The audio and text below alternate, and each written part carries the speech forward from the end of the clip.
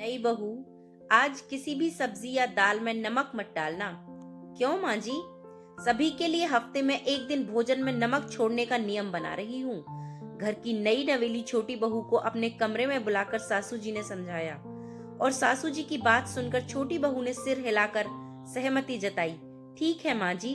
छोटी बहू सास के कमरे से बाहर जाने को मुड़ी ही थी कि सास ने फिर से नई बहू को टोका। सुन बहू। जी माँ जी। यह बात तुम किसी को बताना मत। भोजन के वक्त मैं खुद सभी को बता दूंगी। जी माँ जी।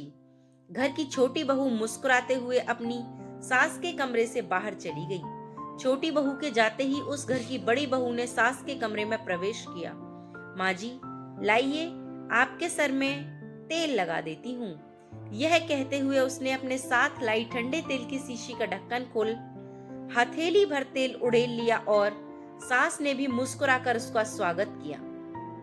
माँ जी, आपने आज छोटी को अपने कमरे में बुलाया था, कोई खास बात थी क्या? अपनी सास के माथे पर तेल की चंपी करते हुए बड़ी बहू ने जानना चाहा। डांटने के लिए बुलाया था मैंने उसे। क्यों? हर रोज भोजन में नमक ज्यादा डाल देती है ना। आपने अच्छा किया माँ जी, उसे रसोई नहीं आती, लेकिन यह बात वह मानने को तैयार नहीं है। बड़ी बहू की बात सुनकर सास चुप रही, कुछ नहीं बोली, लेकिन बड़ी बहू ने अपनी मन की बात सास के सामने रखी।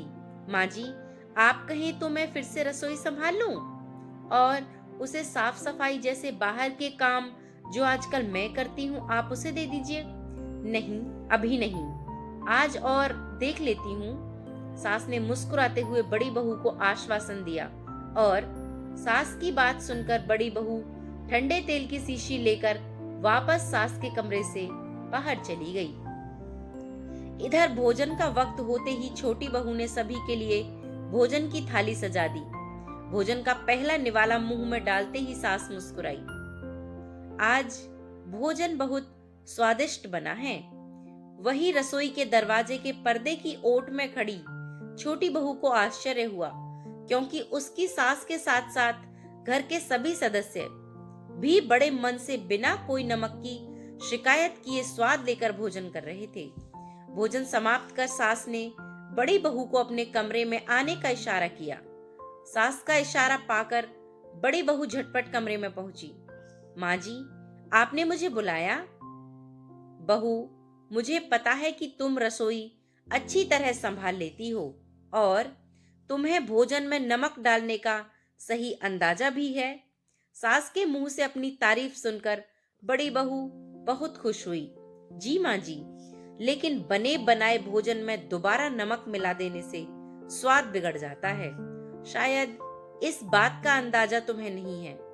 अपनी सास की बात सुनकर बड़ी बहू चौंक गई, कुछ बोल ना सकी, लेकिन सास ने अपनी बात पूरी की कि मैंने छोटी बहू को अपने कमरे में बुलाकर आज की रसोई में नमक डालने से मना किया था, लेकिन फिर भी भोजन में नमक की मात्रा बिल्कुल सही थी।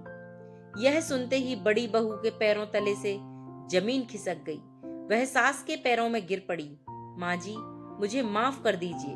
सास ने उसे प्यार से अपनी बाहों में थाम कर उठाया और कहा, बहू, तुमने अपनी गलती मान ली, यही बड़ी बात है।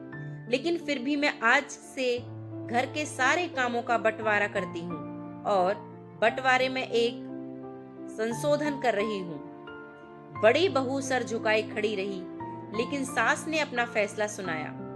आज से तुम घर की साफ सफाई के साथ साथ रसोई में जाकर भोजन बनाने में छोटी बहू को मदद भी किया करोगी, ताकि वह तुम्हारी तरह नमक का सही अंदाजा सीख सके। सास की बातों में स्वीकृति भाव से सर हिला आत्मग्लानि से भरी अपनी सास के कमरे से बाहर निकली बड़ी बहू ने रसोई में जाकर अपनी देवरानी को गले से लगा लिया। मुझे माफ कर दो छोटी। भीतर के कमरे में सास जेठानी की बीच हुई बातचीत से अनभिज्ञ छोटी बहू अपनी जेठानी का यह रूप देखकर हैरान, किंतु अपनी जेठानी का आत्मिक स्नेह पाकर भाव विभोर हो गई। कहानी अच्छी लगी हो तो लाइक करें और चैनल को सब्सक्राइब जरूर करें।